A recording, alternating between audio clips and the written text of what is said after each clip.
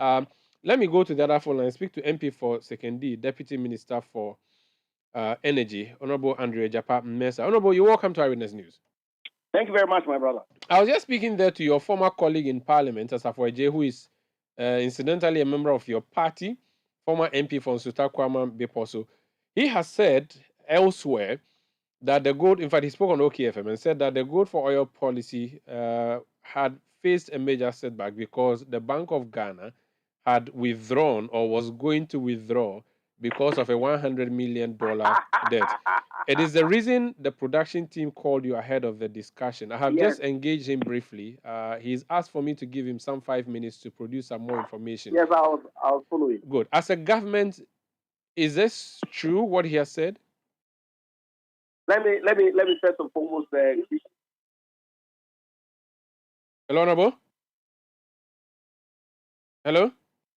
Yes, I'm here. Yes, I didn't hear you. I lost you briefly. But my former senior colleague is intervening, so I don't know what to say. Oh no, I'm listening to you. Hold on to he is still offline. So you speak to Ghanaians. I can hear him on my line. Okay, you are the only one hearing him. Honorable Asafo, kindly hold on. You are not on the air. There's Honorable Andrea Japan Mercer who is on the air. So kindly let's give him audience. Thank you. So Honorable Japan Mercer, please continue. Let me say good evening to your cherished listeners and to my very senior former colleague. I met Honorable Asafo during the 7th Parliament, and was indeed a pleasure working with him. But it's surprising to me that following the interrogation that you were putting across to him, he's unable to provide any official documentation, communication from the Bank of Ghana to the effect that they are withdrawing from the gold for oil policy. Honorable Mercer? Hello? Honorable Mercer, can you hear? I'm surprised how you quote the finder. Honorable Mercer, you are the only one being heard by Ghanaians. And no, but I can hear you. Okay, please give me a second. Please give me. Honorable Asafo, Honorable Asafo, you are not on air. Could you kindly indulge us? I asked your permission to give me 5 minutes. You granted that. Can we hear the reference? The finder. No, Honorable Asafo, yeah. I begged you for 5 minutes, which you granted. Kindly indulge me and stay on the line for that 5 minutes. Let me hear from Ejapa Mercer. Okay. I'll come back to you. So do not interject, please. Thank you. Okay, thank you. Honorable Ejapa Mercer, please continue. Hello. Yes, Honorable Mercer, you on the air. Please continue. Yes, it's surprising that his references are to Ghana Web, and now he's saying the finder. Because I'm not so sure whether the finder is the official mouthpiece of the Bank of Ghana. Neither am I so sure whether Ghana Web is the official mouthpiece of the Bank of Ghana. Indeed, and in fact, Bank of Ghana communicates to the public through statements that are signed from their Public Affairs Directory. And so, surprising that if he was coming from my very good friend and brother, John Jinapo, then I would assume that he's the usual MPP NDC banter. Why are you introducing your former colleague, your colleague who is not even here? What's that? No. That's surprising because this is coming from somebody who is a member of my party. And so I'm inclined to assume that it's probably because of the internal elections that is coming, that they are seeking to bastardize the personality of His Excellency the Vice President, who has championed this policy, hence this story. Because I am completely scandalized. For the information of the general public, no such statement has been issued by the Bank of Ghana. No such conversation has ever taken place.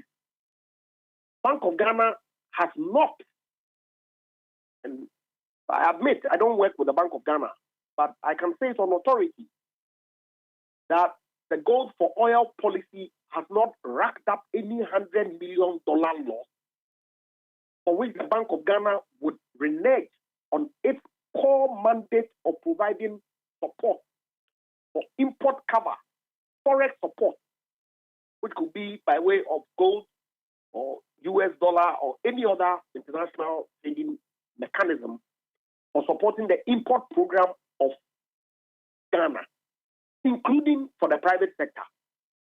And so to hear this, it's unbelievable. And Maru, I spoke to you earlier, right? Yes, you did. On the 23rd of May, there was an EMT meeting that reviewed the Gold for Oil program. The governor of the Bank of Ghana was present. His deputy, the first deputy governor of the Bank of Ghana, was present. His Excellency, the Vice President, as usual, presided. My minister, was his birthday. Ordinarily, he wouldn't have been there. But he attended that meeting.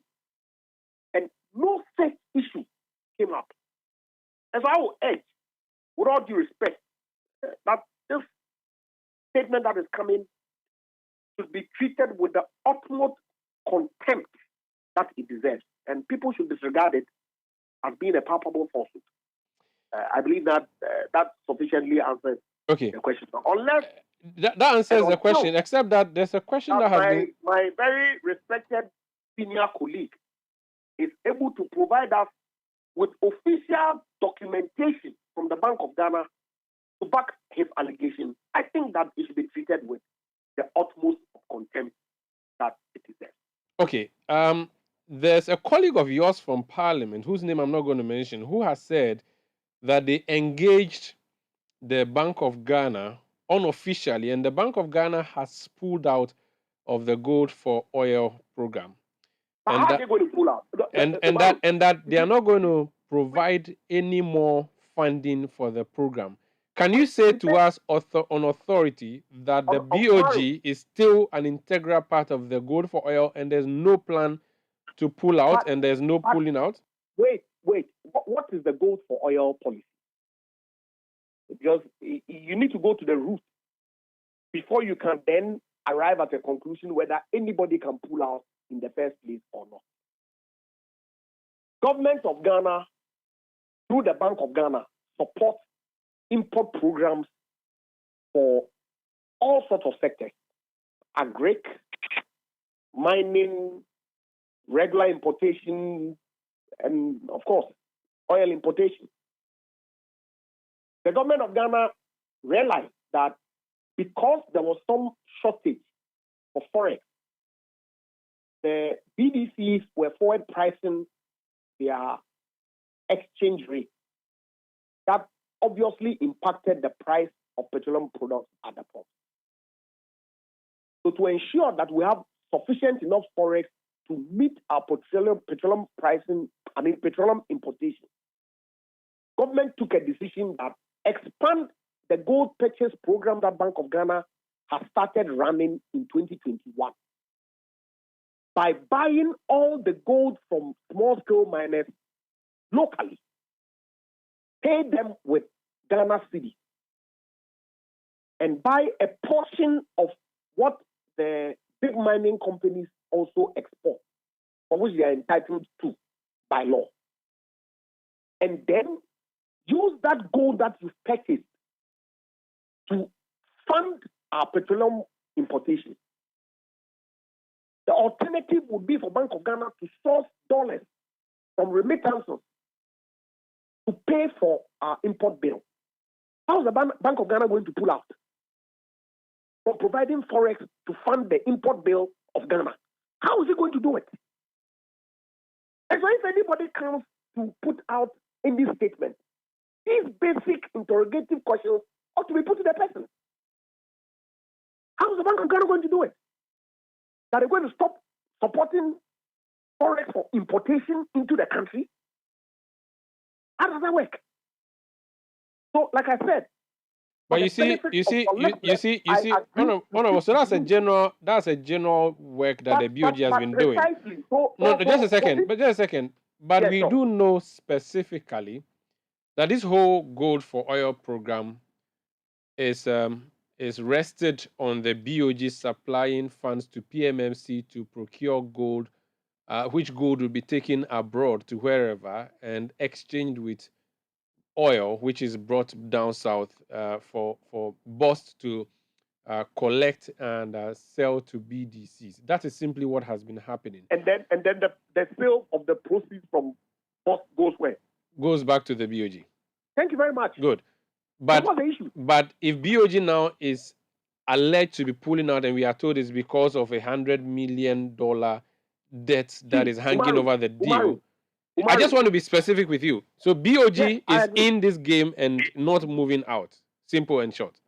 How is the Bank of Ghana going to cease supporting the import program of any entity in Ghana, including banks? If it notices a debt issue, it will not continue. There's no debt issue. Dismiss it completely.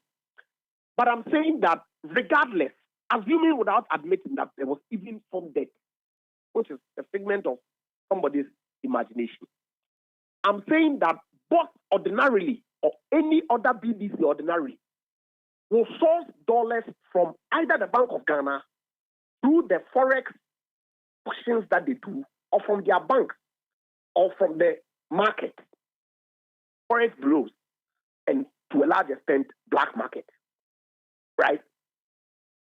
So if you say that the Bank of Ghana is withdrawing, what does it mean? All right, that's fine. We can leave it here. Thank you for speaking to us. You want to hear what the response your colleague is going to give? Okay, let me go to him so we can just hear from him. So, Honorable Andrew Ejapa Mercer, that is your colleague. Any comment before you leave us? It's unbelievable, and I have enormous respect for Honorable Asafaji, and I'm completely surprised that he would subject himself to such, I don't want to say public ridicule, but in all honesty, I think that your discerning listeners would clearly see that there was absolutely no basis in the kind of commentary that was coming from Honorable Asafaji with respect to Bank of Ghana's pulling out